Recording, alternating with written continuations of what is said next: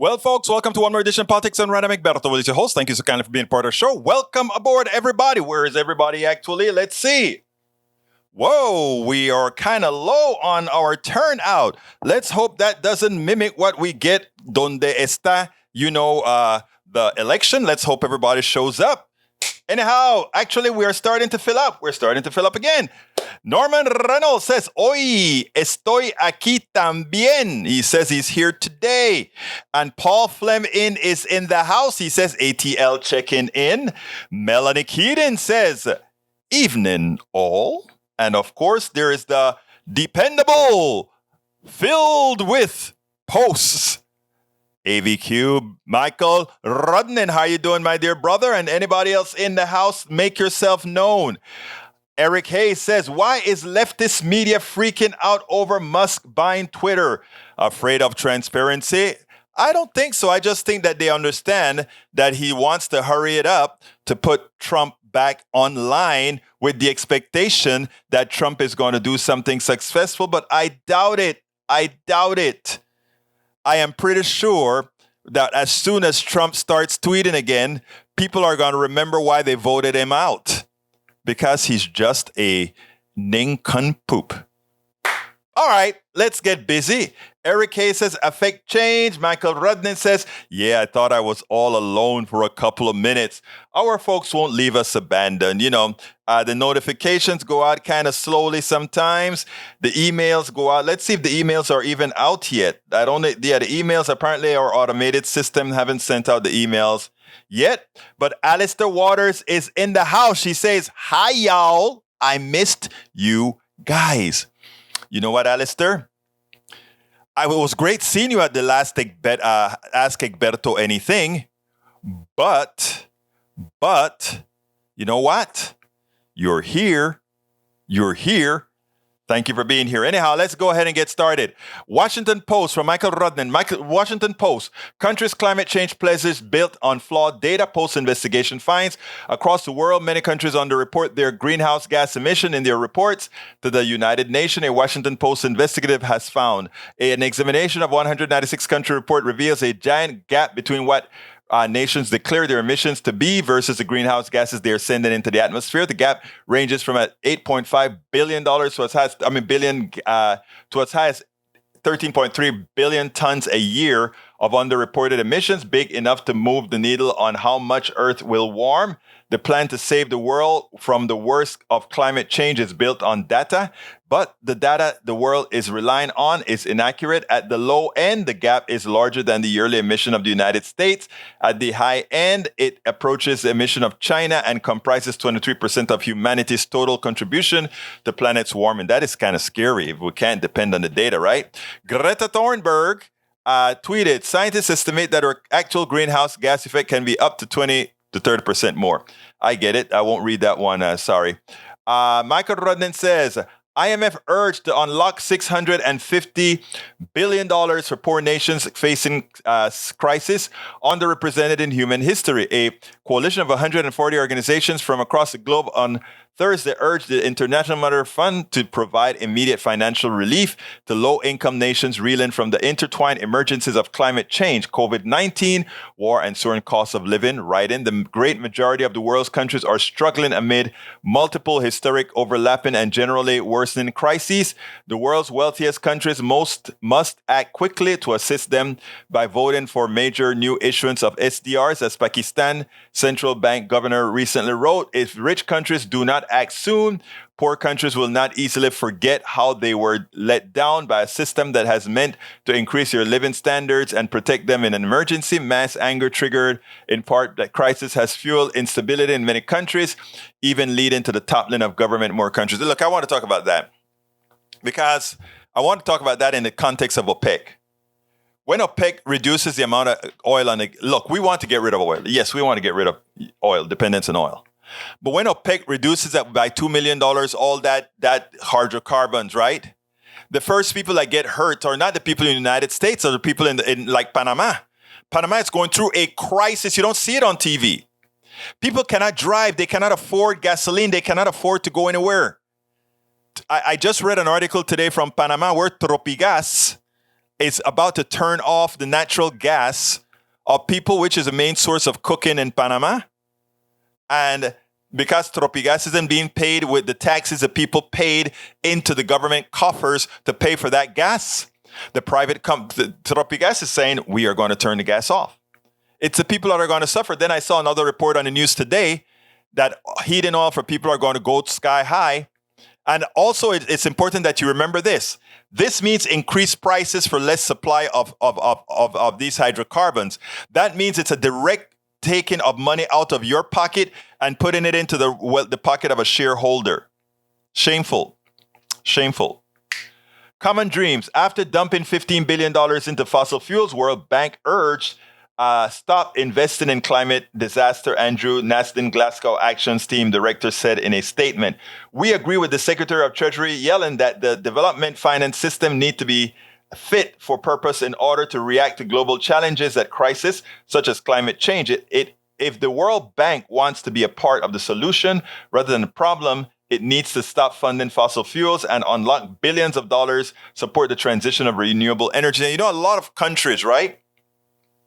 A lot of countries in Central America and otherwise, they are ripe for investments that will wean them off of a lot of fossil fuels. Let me give an example. In Panama, the rainfall has fallen substantially, from what I understand, which gives the Panama Canal some issues with water. But we have a lot of drainage in Panama from La Cordillera de Tabasara, which has whenever the rain falls on the Cordillera Tabasara, it goes right into the Atlantic Ocean or the Pacific Ocean. And there are a lot of valleys in there that are ready and ripe for, without destroying the environment, but ready for good hydroelectric, right? Using tunnels through mountains and all that kind of stuff. It's ready for these humongous projects, which means what would do very well in Panama are electric cars, right? So why not invest in a near all electric infrastructure in Panama when it has enough? When you look at the water resources and others that could actually, and the sun, given that we're always going to have 10 to 12 hours of sun mostly every day, why not go ahead and invest into giving those types of? And I'm using Panama as an example, but there are a lot of countries around the equator on both sides within the Tropic of Cancer, the Tropic of that other tropic, that we could do that, right? But no, it's about fossil fuel, right? So good catch there, Michael Rudnin. CNBC, Biden pardons thousands of people convicted of marijuana possession. Orders review of federal laws. That is going to be great. That should also help, I hope, with the election for folks saying we want to keep those folks in power who will prevent us from, everybody drinks alcohol. That alcohol is no less worse than marijuana, right? The pardons also apply to anyone in the District of Columbia convicted of simple possession of marijuana. Biden has also instructed the Secretary of Health and Human Services, Xavier Becerra, and Attorney General Merrick Garland to begin in reviewing how marijuana is classified under the federal drugs. They need to move from a class 4 to just a recreation thing. All right. Alistair Waters is here. Melanie Keelan is here. ¿Cómo estás, Melanie? Michael Ronan says Elon Musk has censored his opponents. That's not good for the public square. Censorship for doxing, threats of violence. Look, the guy's a mental case. And, they give him too much credit for, he's a genius. And look, the guy's no genius, all right? The guy just has capital and, he's marginally intelligent, like most of the guys who create great stuff in a capitalist society. But to be very intelligent in a capitalist society would be one saying, oh, this stuff is mathematically impossible. All right. Let's see what else we got here. Maywood says, good afternoon, everybody. Lee Grant is in the house. What else have we? I got a lot of videos today. Eric Hay says, Egberto, that is what I'm not talking about. Biden wants to do. That's ridiculous. A top lieutenant at the Proud Boys pleaded guilty for seditious conspiracy. Seditious conspiracy. I love it. I heard it. Yes. Yep, the grid in Panama can handle EVS. Actually, believe it or not, the grid in Panama is probably more robust than the grid in the United States. Likewise, because again, we are all interconnected. And not only are we interconnected, but we have various sources of electricity, which means Lago Bayano, Estrella Azul, Lago Chagres, Lago Maden. For a small country, we have a lot of different sources of electricity. A lot of different sources of electricity. Brother Cotter is in the house from Germany. Brother Cotter was in the house with me directly at the studios of KPFT, talking about that great program he has instituted along with his compatriots at the Humble Area Democrats to put all these different clubs together. I think it's a lot of them put it together, where they are block walking at a pace unheard of in Harris County. John Cotter is our hero. Don't you guys forget that. Bruce Pollard is in the house. He says, "Estoy aquí. Mucho grato tenerte ahí. Tenerte aquí." Perfecto, perfecto. ¿Cómo estás, mi hermano? All right, we also have Michael says, "I think Eric underestimates how well off the average Panamanian city is doing." He doesn't have a clue. If you look at Panama City, you think you're in Houston, actually just a little bit more modern, because Houston continues to leave a whole lot to amortization, which means we got a lot of old stuff. But again, a lot of Americans would go into a panic if they went into Shanghai, if they went into Xi'an, if they went into all these other places that they think are behind the scale, if they go into Lima, Peru, if they go into San Jose, Costa Rica, if they go into a lot of these cities, they'll be shocked. They'll be shocked that also even the internet on the average is a lot faster. Why? Because we are not governed by thugs. These governments actually say, you know what? We believe in the commons. The individualistic nature of capitalism hurts the average American citizen. But try to tell them that. It's hard because they buy into the crap you hear on TV. And there's one of the stories that I'm going to talk about that. But in fact, yesterday I promised you to play what El Señor Beto O'Rourke had to say. Beto O'Rourke did something that I think he needs to do more often, and point out that the hatred that's put out there by the Republican leadership, the hate and the lies that are put out by them is a danger. In fact, if you look at a lot of the mass killing in this country, it is based on the premise that the hateful rhetoric from Republicans is based on. Check out what he had to say. It's a short clip, but it's a worthwhile clip. I want you to check it out, and then we'll take it immediately on the other side, because it's a good one. This hateful rhetoric, this treating human beings as political pawns, talking about invasions in Texans defending themselves. That's how people get killed at the Walmart in El Paso. The gentleman in Hudspeth that we just learned about yesterday. This is incredibly dangerous for Texas and is not reflective of our values. I want you guys to look. It's silly, right? What Eric Hayes just did, but I want you to understand the concept. Eric Hayes wants to belittle Beto O'Rourke, right? So here's what he says: Beto, or do you mean Robert Francis? No, I mean Beto O'Rourke. That's his nickname, just like Ted Cruz is Rafael Cruz. So if you want to knock Beto for adopting the nickname given to him by the folks in his Latino community, and yes, Robert is mine in Panama. They call me Berto. Okay, that's what they call me in Panama, Berto, because mi nombre es Egberto Willis. So my name is Berto, and in fact, even my license plate at one time was Berto. Okay. So it's a very Latin thing, my friend. Nothing strange about living on the border and being called, "Oye, Beto, ¿qué pasó?" Beto or Berto is what we call Roberto, Egberto, Rigoberto, and all the other Bertos, okay? And as far as defund the police, it's funny that you haven't seen the lie written out. The lie written out is there for everybody to see how they fraudulently cut a statement that he made and made it seem like he said, "I want the police to be defunded." But I do. I want a big chunk of the police to be defunded for the portions that don't do their job. In other words, I don't want them handling domestic affairs. I don't want them handling psychological affairs. So reduce the amount of money that would normally go to them for doing that kind of job, and let's give it to responsible people who are not going to blow a cap into an innocent person going through a mental emergency. John Carter says he really should look not further than the 2 Republican county commissioners in Harris County for actually taking money from the police, which they are. From not going and vote, they are causing that to occur. Hidalgo out, that's a joke. But it's going to be fun for me the day after the election, right? But I digress. Anyhow, first real video of the day, we're going to watch Herschel Walker turn into El Señor Trump.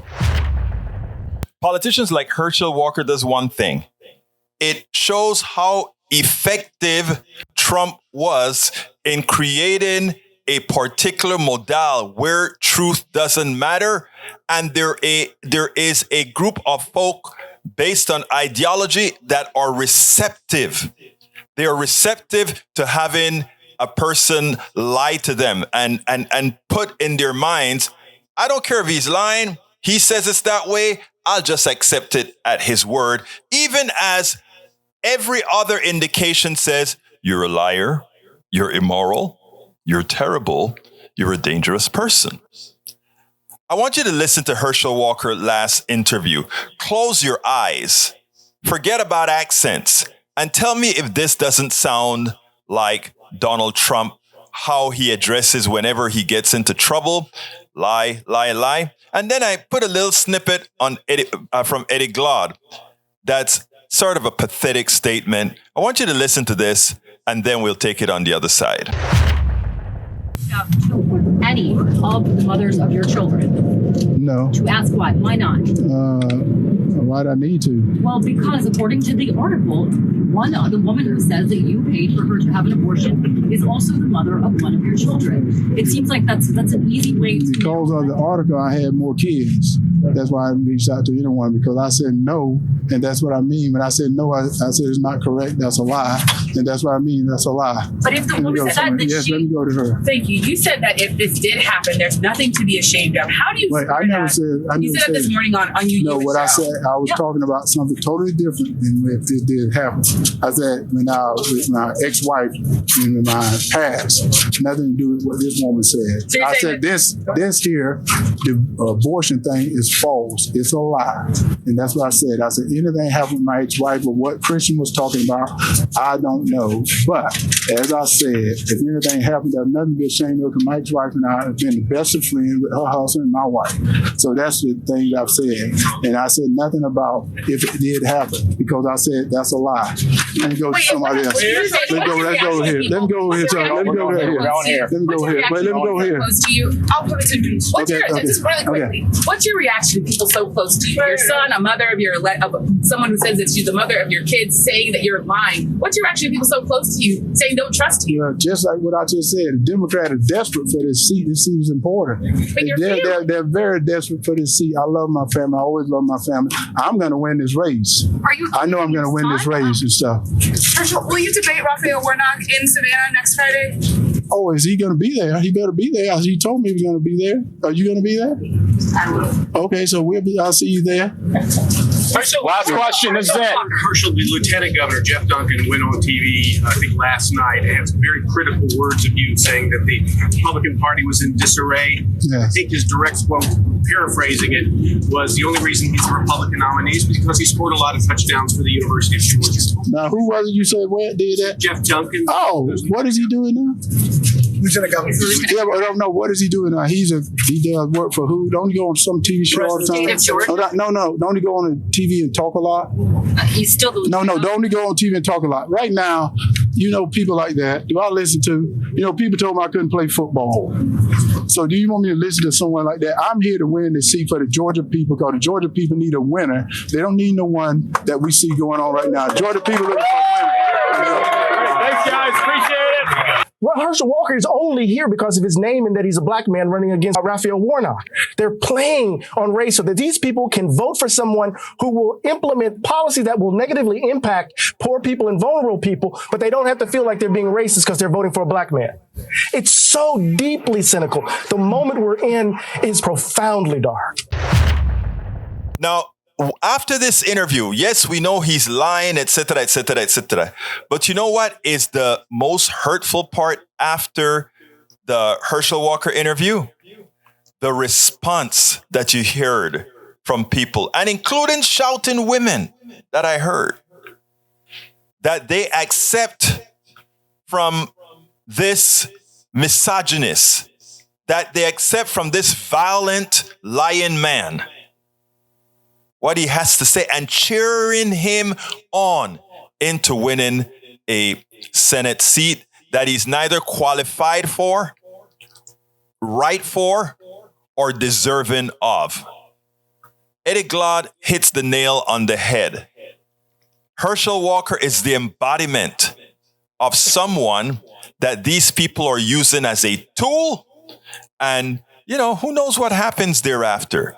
But the tool will probably serve his useful purpose if he's elected. Now, my hunch tells me he doesn't stand a chance, because I still have faith in most Americans, that most Americans will do the right thing. Yes, there are going to be those that are blinded who may not, but I have faith that just like they didn't give Trump they never gave Trump the majority of the votes anyway.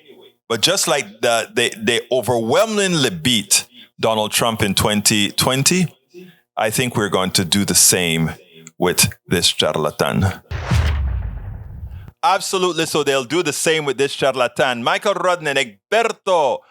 In 2016, Trump ran as a far-right populist who promised to make people's lives better and then failed to deliver on any of it. While in office, Trump lied over 30,000 times. In 2020, Trump ran on partisanship, triggering the lives and revenge politics. That failed to resonate with the majority of the people. And then January 6th should have been the nail in Trump's political coffin. I agree.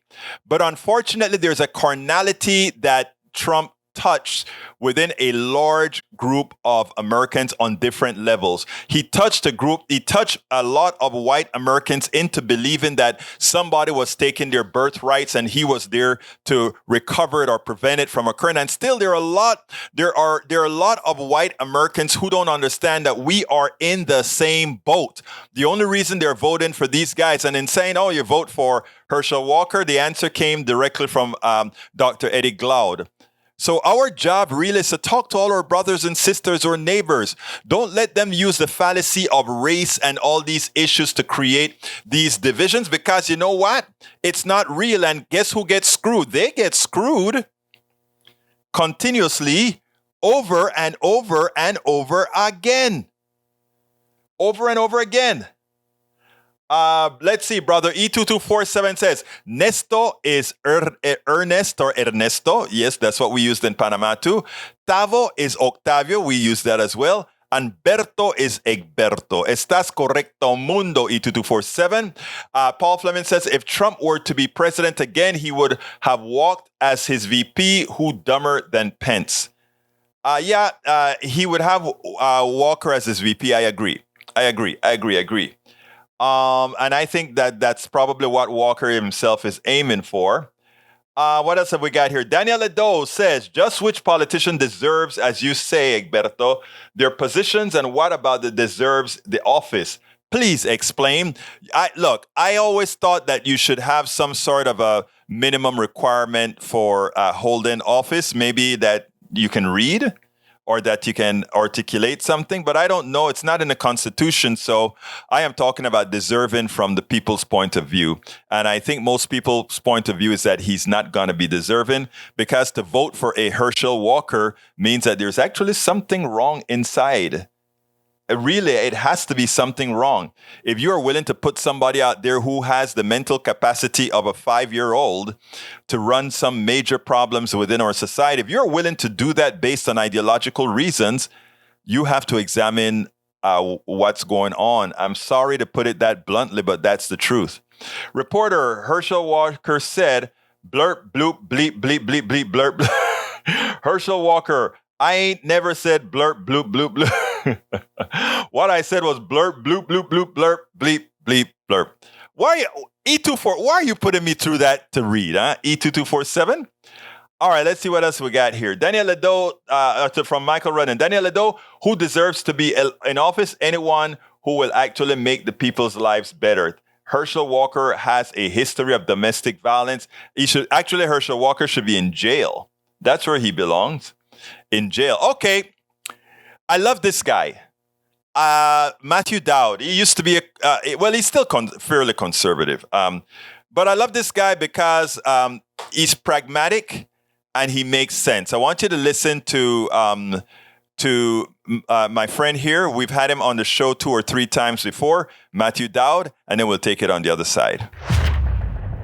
At last, a pundit puts the appropriate blame on churches and the corporatocracy for the cancer that is afflicting America right now. It didn't start with Herschel Walker. It didn't start with Donald Trump. It had its genesis around, well, you know who I've spoken about this a whole lot. The fact that the Powell Manifesto had a lot to do with the miseducation, the dumbification of America that allowed the institution of these thought processes and that cancer that is afflicting America. I want you to check out Matthew Dowd. I love this guy's thought process. Check this out, and we'll take it on the other side. The difference may be that one reveals where we are and that it's a worse place. What is the most crystallizing way to talk about that? To talk about that if you're a Democratic candidate, or if you're Liz Cheney and you think Democratic candidate should win, or if you're in the media, what is the clearest way to have that conversation over the next 5 weeks? To me, my vantage point on this, and I always approach this thing both from a value perspective and a strategic perspective in this, is first you have to tell the truth and say this is what we're facing in the course of this. And this is where we are, as Eddie has talked about numerous times, and I completely agree, is where we are in America. The soil of America has been poisoned, and it is poisoned. It needs to be retilled and brought up. We need to do that. We're doing that in this moment. So tell the truth. But I think that's only part of it. The next part has to be, in a deep way, calling Americans to a shared set of values that aren't about specific policy issues, the 10-point policy list, but values of that we teach our children. You teach your children. We were all brought up in it. Churches talk about it every Sunday, amazingly. Churches talk about this every Sunday. But values like integrity and character and decency and compassion and love, all of those things, we have to talk. We have to, one, expose the truth, but we have to call the Americans to a shared sense of values, and not the least of which is the idea that democracy allows us to achieve our best, allows us to do what we think is in the best interest of the common good. And to me, we can talk about all the issues that we can expose in this, the economy, who it serves, choice issues, all of that, guns, all of it can be talked about in those sets of values. But one, tell the truth, even if people are offended by it. And two, I think we have to call people to a basic sense of a shared values and get people back to that. And I know I went a little long, but I want to add one other thing. This is not a problem that started in politics, but is completely intertwined and invested now in politics. This is a problem that has started, whether it's somebody in a business, large corporations, all Wall Street, whatever it happens to be, where they have adopted an ends justify the means approach, which means whatever profit we can make, whatever we can do to achieve, whatever it is that we want, we can basically do any means and hope we don't get caught. And if we get caught, we'll lawyer up, we'll do whatever it takes. And so this is a problem. This sense of values needs to be infused in our politics, but it needs to be infused in our businesses. And it for sure needs to be infused back into our churches in America, which many churches have lost sight of those fundamental values. He had the pelotas to say it. The business institution, the corporate institution, laissez-faire, the church institution, laissez-faire as they associate themselves with the corporations, with the Republican Party. He got it. We have to look at where the core of this disease begins. It begins in our economic system. It begins in our corporate system. It begins in what we have grown to believe in. And until we get to the core and change it. And when he talks about the morals of the church, a church doesn't belong in politics. A church doesn't belong in the economic system. Otherwise, they need to start paying taxes and doing a whole lot more if they want to be a part of this humanly system. But he got it. The corporations and the churches the cause of the cancer afflicting the American people. Absolutely so. Let's see what we got here. Lee Grant says, did y'all hear about the air raid sirens in Japan? North Korea missile testing? Where is Biden? I think Biden was at a factory in Ohio. I'm sorry, a factory in upstate New York in the Hudson Valley, talking about the great investments in bringing it in doing things. So that's where Biden is. Biden is doing what's necessary. What would you want, brother Grant, for Biden to do that North Korea flew a missile over Japan? What do you want him to do? Please tell me. Patricia E. Forker, welcome aboard. What do you want Biden to do, Mr. Grant? You know what we did? We had exercises with South Korea and Japan. We had exercises testing the JDAM. That's a big, humongous conventional bomb that sometimes sounds like it's a nuclear bomb. But what else would you like us to do? Would you like us to go invade North Korea and let them unleash a few ICBMs, however undeveloped they are? What would you like us to do? I mean, Trump was kissing on Kim. He said, I have love letters from him. He loved me, as if he believed this guy really wrote those letters and it not written by committee. What a clown. Right? So let's understand international policies, my dear brother Lee Grant. Biden is doing what he's supposed to do, and he's running around the country showing all the things that he did, because the news media is not doing a very good job of doing that. But anyhow, my dear brothers and sisters, it's time for my ask. I'm going to go real quickly and do that, and then we'll return. Politics done right depends on you to keep doing what we do. What do? We make sure to keep, number one, the internet seeded with blogs and information to counter the right and to present what progressives represent for the benefit of us all to everybody, so that it's not misread, misled by any other entity. We make sure and populate that internet with blogs, with videos, with all these other things to make sure that we are informed and to counter everything that you normally hear that are lying at the right. We also make sure to create articles in magazines, articles in newspapers all around the country to ensure, again, that our message gets out there. Last but not least, we also write books. As you see it, Class Warfare, the only resort to right-wing doom, How to Make America Utopia, are two of the many books that I've written on these issues. So please support us in one of many ways. Numero uno, you can support us at PayPal, either one time or monthly. Go to politicsdoneright.com/PayPal. You can support us on Patreon. That is politicsdoneright.com/Patreon. Patreon is spelled Patreon. You can support us by becoming a part of our YouTube channel, going to politicsdoneright.com/YouTube, or you can support us in many other forms that you can find at politicsdoneright.com/support. All right, folks, and don't forget you can support us there's a new way. Let me explain this to you real quickly.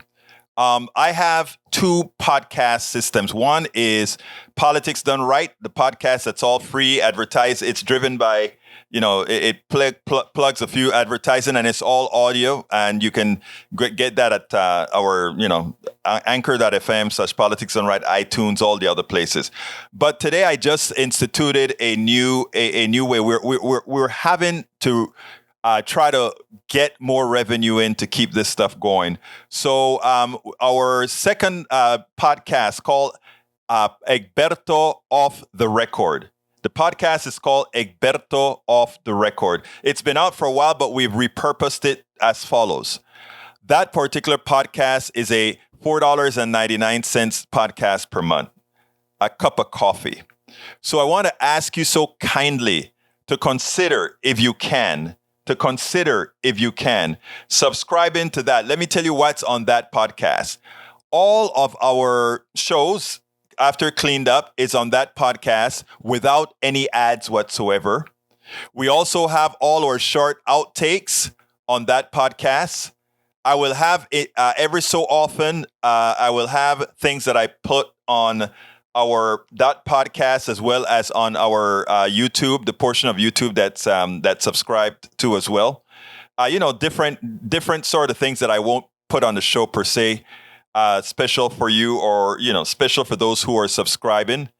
And likewise, any incidentals that we have will be there as well. So once again, I want to ask you so kindly to consider providing Politics Done Right with a cup of coffee a month. That is $4.99. I need a couple of thousand of those to be franked for all our expenses, if at all possible, combined with the other people that we have. So go ahead, please, if you have the wherewithal. It's at anchor.fm/EgbertoWillies/subscribe. I'm going to create a Politics Done Right link for it sometime soon that it's easier. Maybe something like politicsdoneright.com/Egberto off the record, something like that. But anyhow, for now, please consider subscribing to it. It's like saying, Egberto, I want to get you a cup of coffee every month. Just every month. 1 cup of coffee every month. Now, if you want to buy me 2 cups, you can buy me 2 cups by doing it at the Egberto off the record and doing it at YouTube. I mean, you can find a lot of ways to help us fulfill this task that I think is sadly needed. I have a piece I'm going to play about the media and explain to you why it is so important that we do what we're doing here and that you support us with what we're doing. Okay. With that, again, I'm going to put that link in there one more time. Please, please, please consider subscribing today. I'd love to get that off the ground right off the bat real quickly so that we can actually show these folks that it's worth doing what we're doing. I invested a lot of time today retranscribing and putting all of that stuff in there. So thank you so kindly. All right, let's continue the program. Folks, please note that Liz Cheney, I don't agree with Liz Cheney at all. But what I do agree with Liz Cheney is that she's an honorable person and she continues to do what is right. I want you to listen to this and then we'll take it on the other side. Liz Cheney is at it again. She goes out to Tempe, Arizona, and just about told all the Republicans out there in the state of Arizona, you cannot vote for Republicans, folks. You cannot vote for people who don't believe in democracy. You can't vote for people who don't believe in the orderly transfer of power from one administration to the other. She went out there and she said it in no uncertain terms. Check this out, then we'll take it on the other side. If you care about democracy and you care about the survival of our republic, then you need to understand, we all have to understand that we cannot give people power who have told us that they will not honor elections.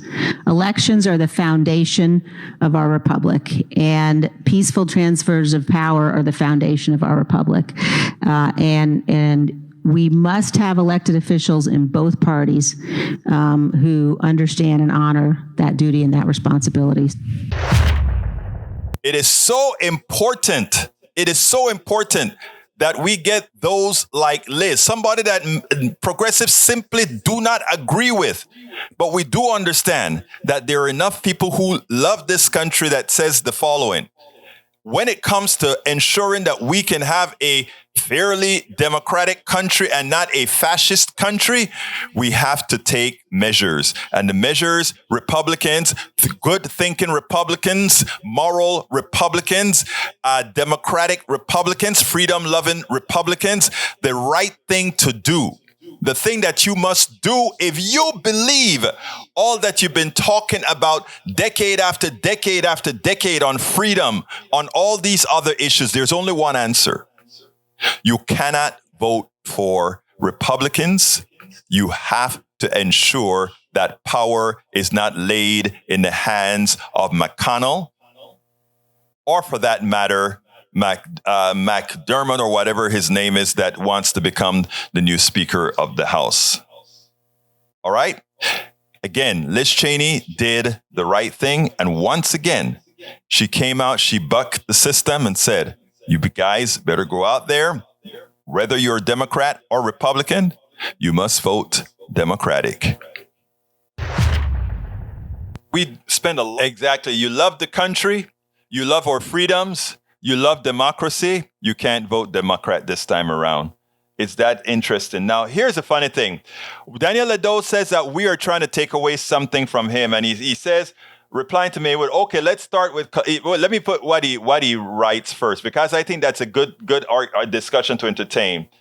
He writes, where did he write? Daniel, I missed. Daniel Ledo write, shared sense of values, nicely put. That is an essence of the divide in America. Leftists make the assumption that is their values we should share. Many of us disagree. We have different values that were once shared by all Americans. When leftists, like Egberto mentioned, shared values, remember, it is their values that are talking about.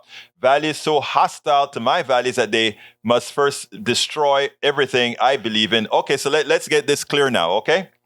So somebody, I think Rodnan asked what those values are, right? And I think Maywood asked as well. So Redo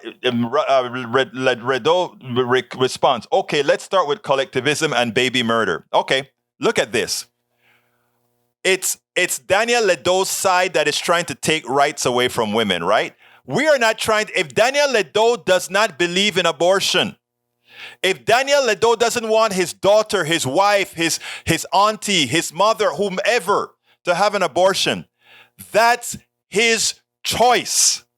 What Daniel Ledo would like is to tell my wife, my daughter, my child, and by the way, I don't believe in abortion, but I don't believe I should tell anybody what to do about that. He wants to be able to tell our people what they can do with their body. So it's him inflicting that on us. Then he says collectivism.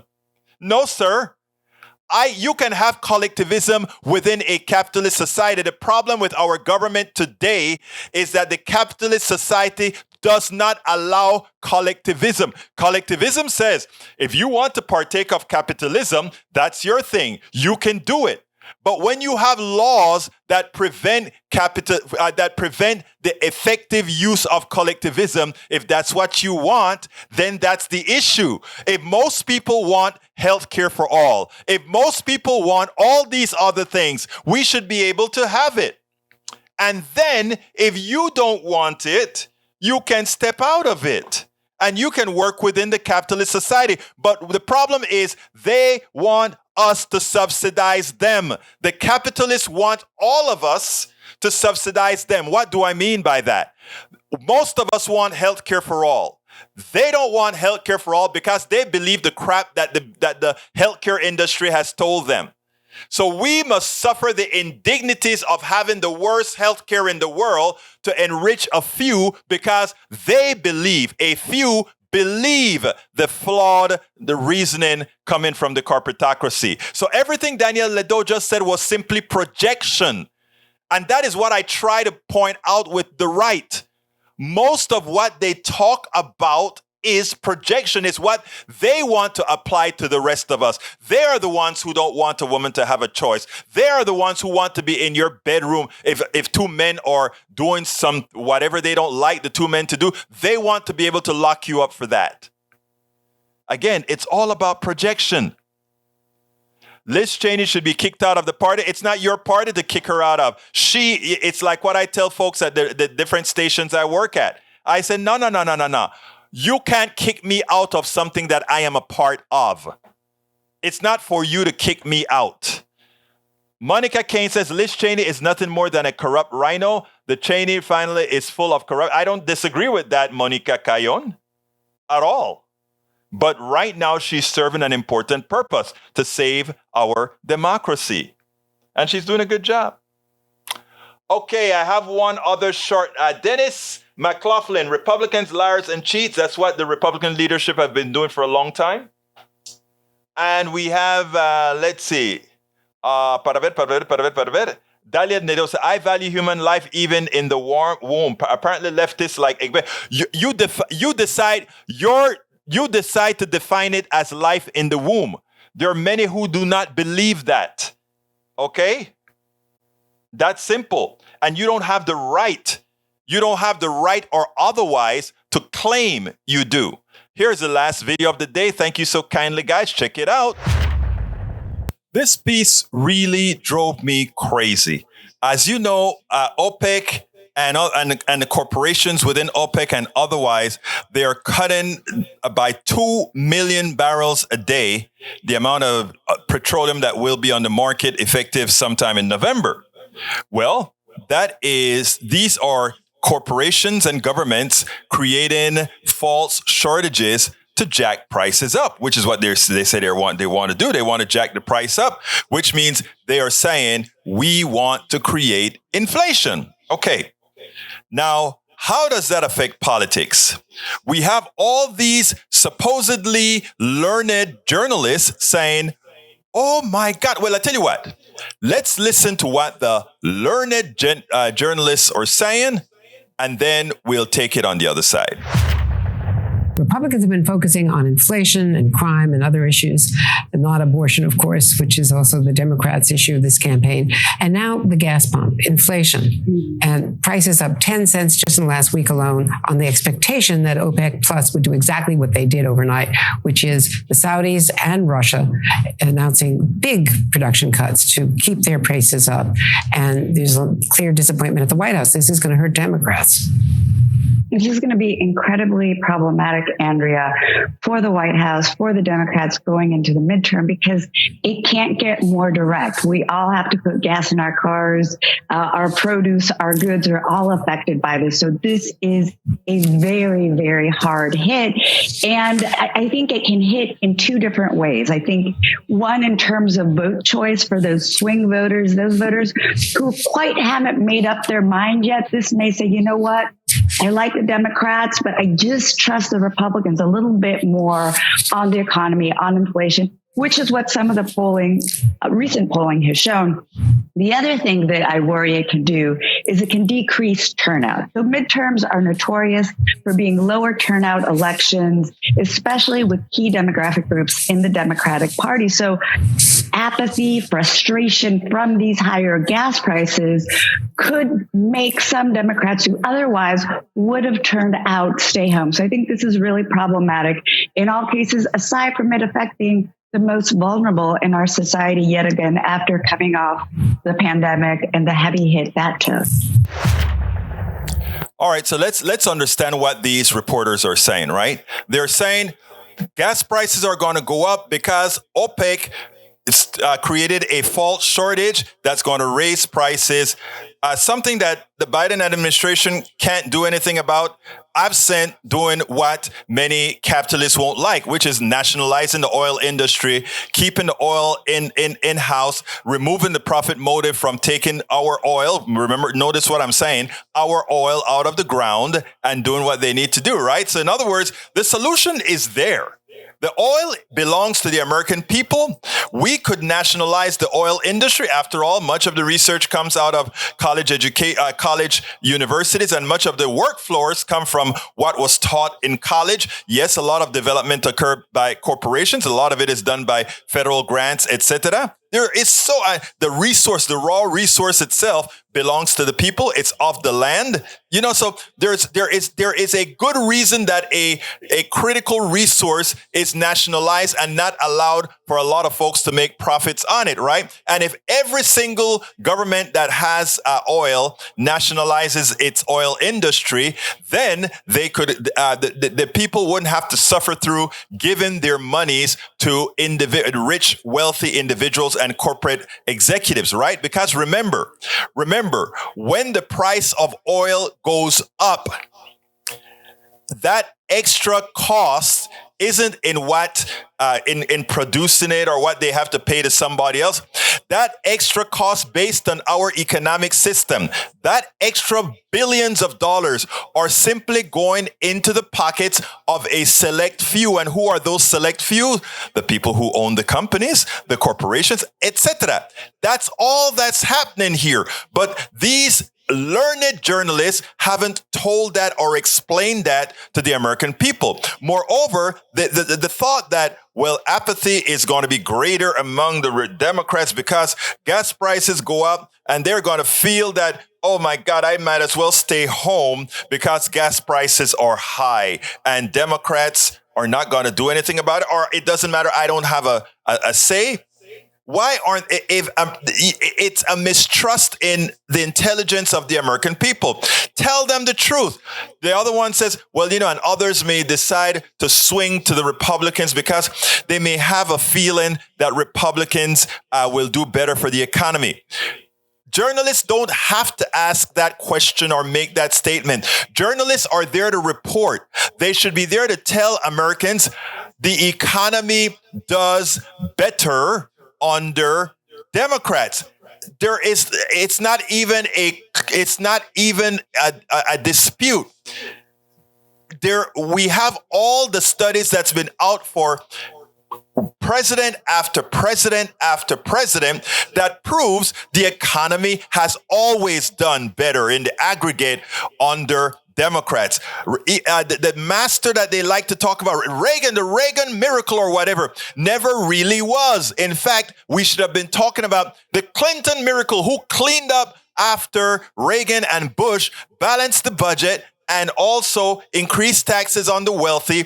And we had the greatest job numbers ever created in American history under President Clinton. Someone I'm not necessarily fond of, but that's the answer. But that Americans don't know that when American thinks a bunch of jobs created, they think Reagan. They should be thinking Clinton. When they talk about the maximum amount of jobs created under presidencies, it occurred under Democratic policy.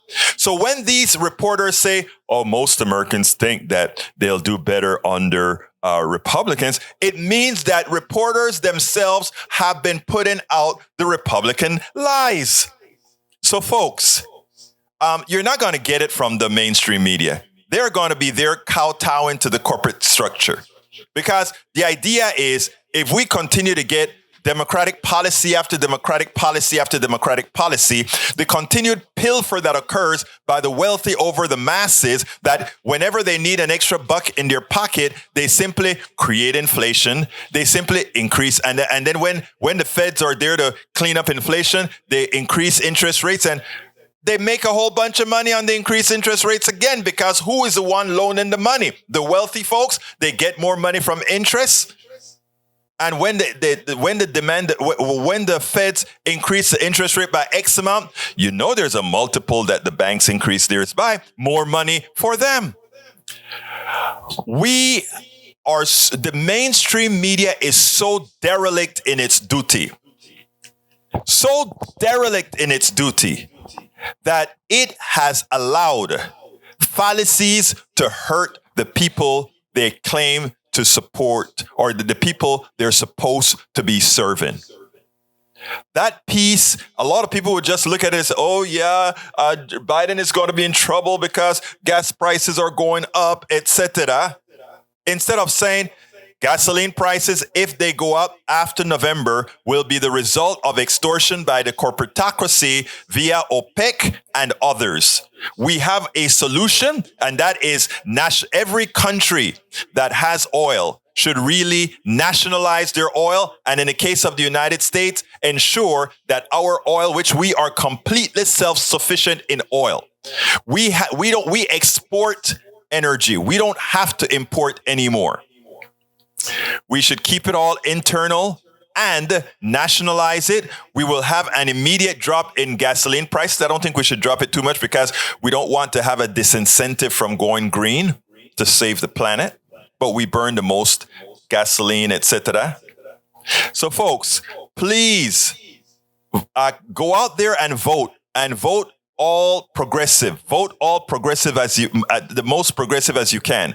And for every election going forward, we have to keep doing the same thing, nurturing progressive politicians and making sure that we give them the support that they need to go out there and win. And secondly, you have to support the means that provide truth to the American people, instead of having to listen to all these reporters. And again, it's to some extent, it's not even their fault. It is how they're taught. Listen to what she says. She's a journalist, and she said most people believe that the Republicans would be better for the economy, and that's fine. It's fine that most people believe that.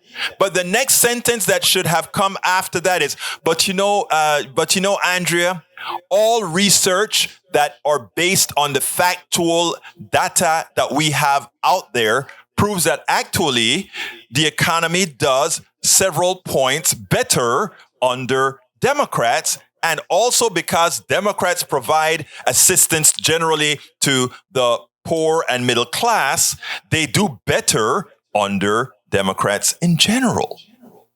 That is what should have come after. Most people believe that. It is our jobs as journalists to put the truth out. Absolutely. So John Carter said, if the U.S. will go with renewables, we would not be subject to these criminals at OPEC. The technology is here. It is the fossil fuel corporations that do not want it. True. We also have Carter saying that it's the Democrats who the OPEC really wants to screw, which is a fact. Norman Reynolds says the Republicans have been notorious for mishandling the economy. The duck that quacks says the Arabs are trying to help their buddies. True. The duck that quacks also said, I just turned 33,000 miles only on my EV. Wow, good for you, guy. And I just want to call something out real quick before I go. In my book, As I See It, Class Warfare, the Only Resort to Right-Wing Doom, George W. Bush, the father, created 3 million jobs. Bill Clinton created 23.1 million jobs. Ronald Reagan was 7 million jobs less at 16 million. Gerald Ford, 3.8 million. Look at the Democrats. Lyndon Johnson, 11.9 million jobs. Harry Truman, 8.4 million jobs. Dwight Eisenhower, 3.5 million. John Kennedy, $3.6 million. Gerald Ford, 1.8 million jobs. Again, the data is out there for anybody who wants to really see the data. The economy always does better under the Democratic leadership, bar none. The data is out there. Americans don't know it because we have a dereliction in the duty of whom again? Peggy Lopez says, I grow veggies in pots outside. I love that. Anyhow, folks, I got to get out of here. I got an interview that that's scheduled to start at 4, which is 4 right now. So anyhow, let me go ahead and take care of that. Thank you so kindly for being here with me. I want to have one more ask.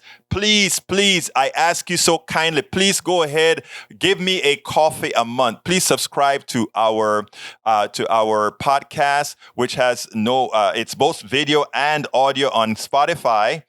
Just go to the link in there, anchor.fm/EgbertoWillies/subscribe. I have it inside of the thing. That's the last link in the show. Thank you so kindly for being here. My name is Egberto Willies. This is Politics Done Right, and you guys know how I end this baby. I am what? Out! We spend a lot of time deconstructing the news, trying to parse it into a form that everybody can understand. We try to find those little nitpicks where it flies above the fray, etc. If you really like these videos that we do, I want to ask a big favor. Please go ahead, number 1, subscribe to our channel, and number 2, please join if you can. Thank you so kindly for watching. Keep watching. Please remember to share. We must populate the entire internet with our progressive message, a message that we know is what most Americans say that they want. So help us, please join.